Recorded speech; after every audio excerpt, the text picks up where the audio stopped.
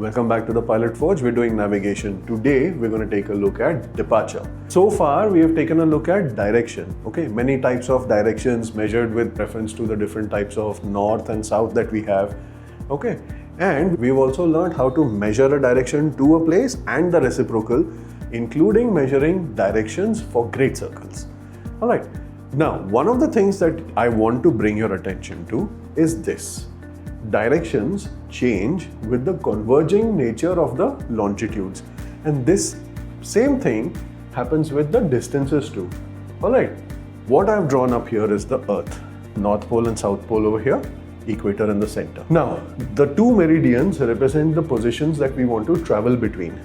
Along the equator, you can see that the distance is quite large.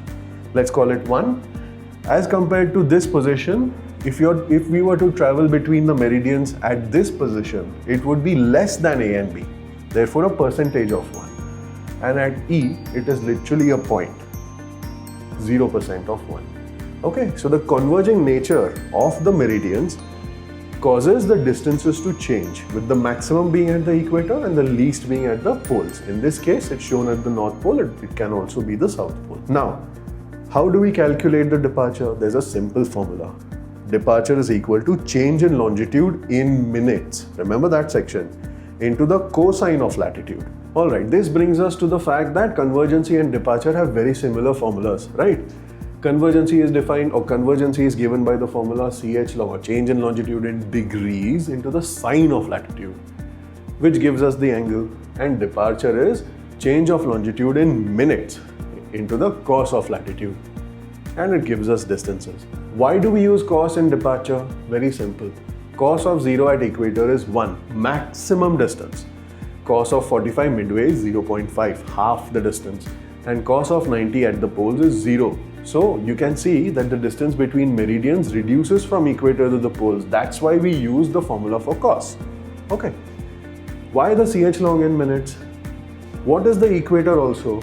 It is a great circle. Do you remember from our first and second chapters when we're measuring distances on a great circle?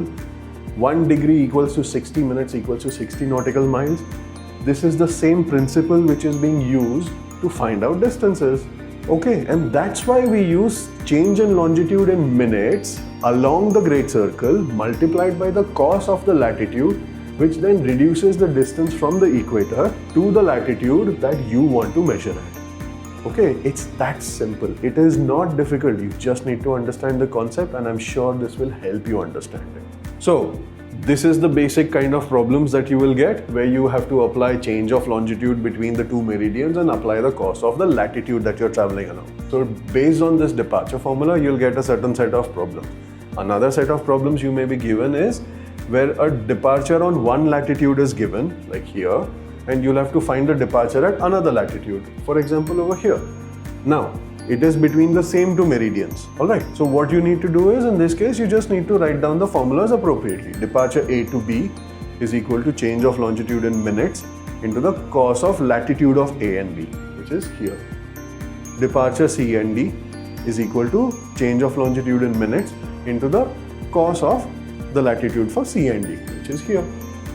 Divide the two. Since the change of longitude is the same, it will cancel each other out. You will end up with this. Departure of A and B over departure of C and D is equal to cos of A and B over cos of C and D.